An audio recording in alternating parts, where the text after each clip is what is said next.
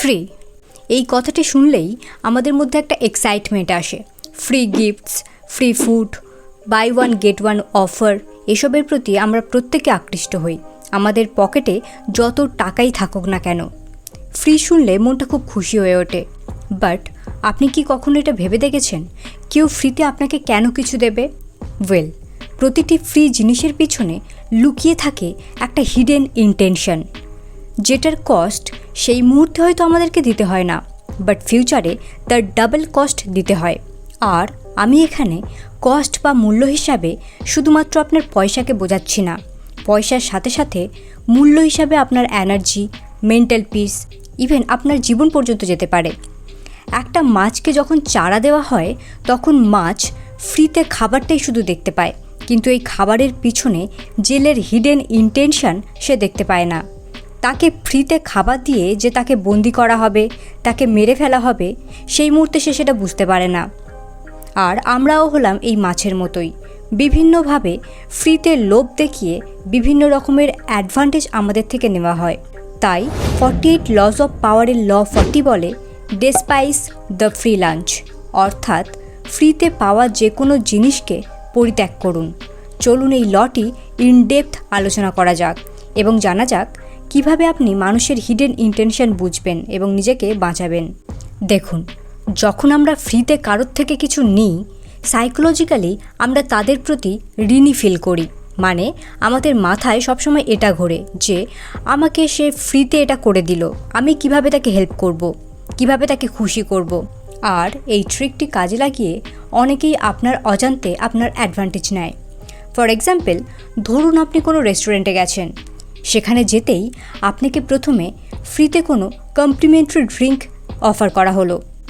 আপনি ভাবছেন রেস্টুরেন্টের জেস্চার অনেক ভালো, এরা অনেক জেনারাস।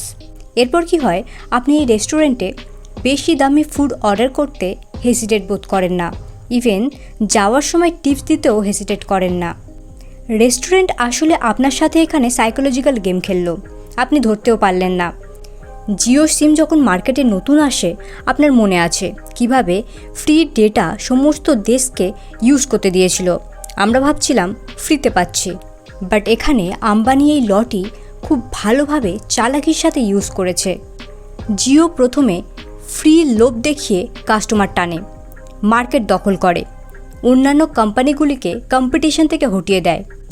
আর যখন আমরা একটা কোম্পানির উপর ডিপেন্ড হয়ে যাই, তখন জিও ধীরে ধীরে রিচার্জ প্ল্যান বাড়াতে থাকে।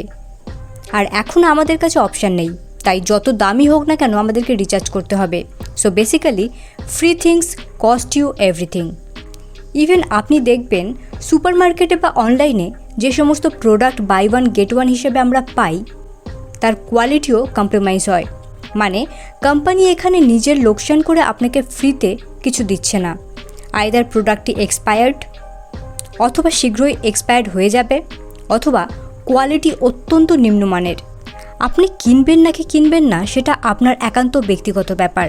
আমার কাজ জাস্ট আপনাকে ফ্যাক্টের ব্যাপারে অ্যাওয়্যার করা। এই লটির একটি ফ্লিপ সাইডও রয়েছে। এই লটি একদিকে যেমন বলে ফ্রিতে কোনো কিছু নেবেন না, তেমনই বলে ফ্রিতে আপনিও কাউকে কিছু দেবেন না। দেখুন, পাওয়ার আসে রেসপেক্ট থেকে, আর রেসপেক্ট আসে ভ্যালু থেকে। যখন আপনি ফ্রিতে কারোর জন্য কিছু করেন, মানুষ তার মূল্য দেয় না, আর যে জিনিসটার মূল্য দেয় না সেই জিনিসটার প্রতি রেসপেক্টও থাকে না।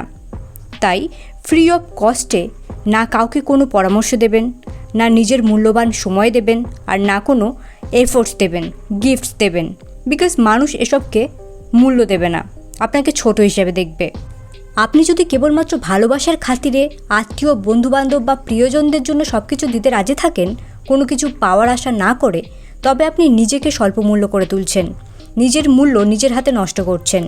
ইভেন প্রফেশনাল ওয়ার্ল্ডেও অনেক সময় দেখা যায় যে আপনাকে হয়তো কেউ বলল, ভাই আপনি তো ভালোই লেখেন, একটা আর্টিকেল লিখে দিন তো, টাকা দেবো না তবে প্রচার করে দেব। ইভেন আপনি যদি আর্টিস্ট হন তাহলে তো কোনো কথাই নেই, ভাই একটা ভিডিও এডিট করে দিন তো, ভাই একটা ছবি এঁকে দিন তো। এসব আবদার আপনাকে অনেকেই করবে, তবে আপনাকে মনে রাখতে হবে এই ধরনের বিনামূল্যের কাজ আপনাকে ক্ষণিকের জন্য খ্যাতি দিতে পারে, কিন্তু আপনাকে সম্মান দেবে না। আপনাকে আগে নিজের কাজকে মূল্য দিতে হবে। এবং কেউ ফ্রিতে কাজ করাতে চাইলে তাকে বলতে হবে, আমি কাজ করি কিন্তু সেটা ফ্রিতে করি না, আমার কাজের একটা পারিশ্রমিক আছে, মূল্য আছে। বিজনেসের ক্ষেত্রেও সেম। অনেকে ভাবে ফ্রি অফার দিলে কাস্টমার আসবে। ইয়েস, প্রথমে আসবে, কিন্তু তারা ততক্ষণই আসবে যতক্ষণ ফ্রি থাকবে। দামি কাস্টমার কখনোই আসবে না, ফলে ব্র্যান্ডও সস্তা হয়ে যাবে। সো ডিসকাউন্ট দিন, কিন্তু কোয়ালিটি বজায় রাখুন। কিছুদিন ফ্রি ট্রায়াল দিতেই পারেন, তবে সেটার জন্য একটা নির্দিষ্ট টাইম লিমিট করে দিন। চলুন এখন দেখা যাক এই লটি থেকে ওভারঅল আমরা কী কী শিখলাম। First of all, free gifts dangerous. তাই ফ্রিতে যে কোনো জিনিস গ্রহণ করার আগে 10 বার প্রশ্ন করুন যে এটা আপনার কীভাবে পরবর্তীকালে এফেক্ট করতে পারে। সেকেন্ড থিং, নিজেকেও কখনো বিনামূল্য করে তুলবেন না। আপনার সময় এবং শ্রমের ভ্যালু রয়েছে, তাই কাউকে কিছু দিলে দেখুন তার পরিবর্তে আপনি কি পাচ্ছেন। অ্যান্ড লাস্টলি, যদি আপনি কন্ট্রোল চান, পাওয়ার চান, কারোর থেকে বড় কিছু আদায় করতে চান, তাহলে তার উপর এই লটি যথাযথ প্রয়োগ করুন। প্রথমে ফ্রিতে কিছু দিন, তারপর তার উপর কন্ট্রোল আনুন, দেন তার কাছে বড় ফেভার চান। ফ্রেন্ডস, পাওয়ার গেইন করতে হলে শুধুমাত্র আপনাকে স্মার্ট হলে হবে না, আপনাকে নিজেকেও ভ্যালু দিতে হবে, নিজের কাজকেও ভ্যালু দিতে হবে এবং সঠিক সময় সঠিক টেকনিকও ইউজ করতে হবে। তবেই আপনি ট্রুলি পাওয়ারফুল হয়ে উঠবেন। সো ফ্রেন্ডস, এই ছিল ল নাম্বার 40। ভিডিওটি কেমন লাগলো অবশ্যই কমেন্টে জানাবেন এবং এই সিরিজের নেক্সট লগুলি জানতে ও আরও সাইকোলজিক্যাল ভিডিওস পেতে চ্যানেলটি অবশ্যই সাবস্ক্রাইব করে নেবেন।